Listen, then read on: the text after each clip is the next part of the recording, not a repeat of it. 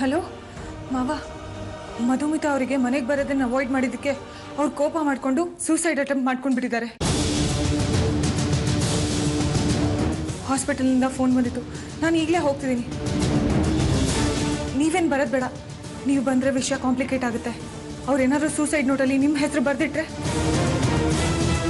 ನಿಮ್ಮ ಮುಖದ ಮೇಲಿರೋ ಆತಂಕ ನೋಡಿ ಮನೇಲಿ ಎಲ್ರಿಗೂ ಡೌಟ್ ಬರುತ್ತೆ. ಒಂದು ಕೆಲಸ ಮಾಡಿ, ಏನಾದರೂ ನೆಪ ಹೇಳಿ 1-2 ದಿನದ ಮಟ್ಟಿಗೆ ನಿಮ್ದು ಯಾವ್ದಾದ್ರು ಫ್ರೆಂಡಿನ ಊರಿಗೆ ಹೊಟ್ಟೋಗಿ. ನಾನು ಇಲ್ಲಿ ಮಧುಮಿತಾ ಅವ್ರ ಕಂಡೀಷನ್ ನೋಡಿ ನಿಮಗೆ ಆಗಾಗ ಫೋನ್ ಮಾಡ್ತಿರ್ತೀನಿ. ಇದನ್ನು ನಾನು ಹ್ಯಾಂಡಲ್ ಮಾಡ್ತೀನಿ ಮಾವ. ಬಾಯ್.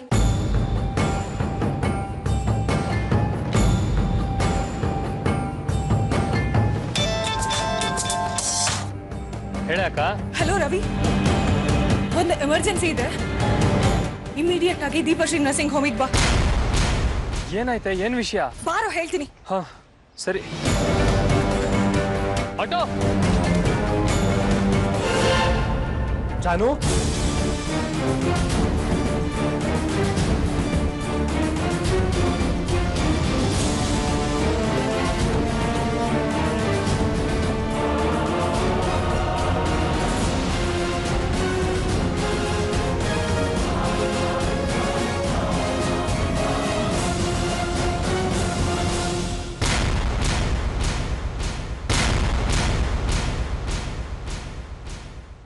ಒಂದು ನಿಮಿಷ ಬರ್ತೀನಿ ಅಂತ ನನ್ನಿಂದ ತಪ್ಪಿಸ್ಕೊಂಡು ಬಂದೆ. ನಾನು ನಿನಗೋಸ್ಕರ ಕಾಯ್ತಿದ್ರೆ ನೀನು ನನ್ನ ಕಣ್ ತಪ್ಪಿಸಿ ಎಲ್ಲಿಗೂ ಹೊರಟಿದೀಯಾ? ಅದು ಶ್ರೀ, ನಿಮ್ಮ ತಂದೆ ಮನೆಗೆ ಹೊರಟಿದ್ರೆ ಹೇಳು. ನಾನೇ ಮಾವನಿಗೆ ಫೋನ್ ಮಾಡಿ, ನೋಡಿ ಮಾವ, ಇವತ್ತು ಭೀಮ್ ಅಮಾವಾಸ್ಯೆ, ಇವತ್ತು ಇಡೀ ದಿನ ನನ್ನ ಜಾನು ಜೊತೆಗೆ ಇರಬೇಕು ಅಂತ ಈ ನನ್ನ ಪುಟ್ಟೂರಿದೆ ರಿಕ್ವೆಸ್ಟ್ ಮಾಡ್ಕೋತಿದ್ದೆ. ಸೊ ಇವತ್ತು ಮಾತ್ರ ನಿಮ್ಮ ಮಗಳನ್ನ, ನನ್ನ ಪ್ರೀತಿ ಹೆಂಡ್ತಿನ ನಿಮ್ಮ ಮನೆಗೆ ಕಳಿಸ್ಕೊಳಕ್ಕಾಗಲ್ಲ ಅಂತ ಹೇಳ್ಬಿಡ್ತೀನಿ. ನಾನು ಅಪ್ಪನ ಮನೆಗೆ ಹೋಗ್ತಿಲ್ಲ ಶ್ರೀ.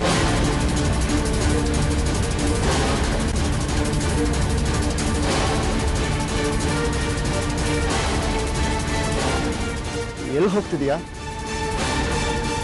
ಅದು ನನ್ನ ಫ್ರೆಂಡ್ ಒಬ್ರು ಹಾಸ್ಪಿಟಲೈಸ್ ಆಗಿದ್ದಾರೆ.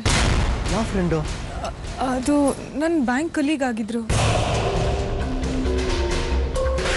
ಏನಾಗಿದೆ? ಸುಸೈಡ್ ಅಟೆಂಪ್ಟ್ ಮಾಡಿದ್ದಾರೆ.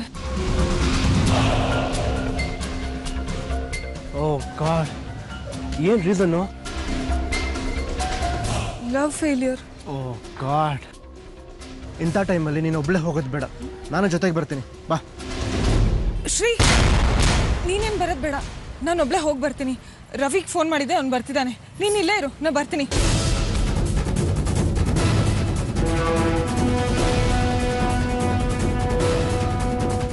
ಏನೂ ಇಲ್ಲ ಶ್ರೀ, ಒಂದು ನಿಮಿಷ ಬಂದೆ. ಎಲ್ಲಿಗೆ ಬಂದೆ ಅಂತ ಹೇಳಿದ್ನಲ್ಲ. ಅಲ್ಲ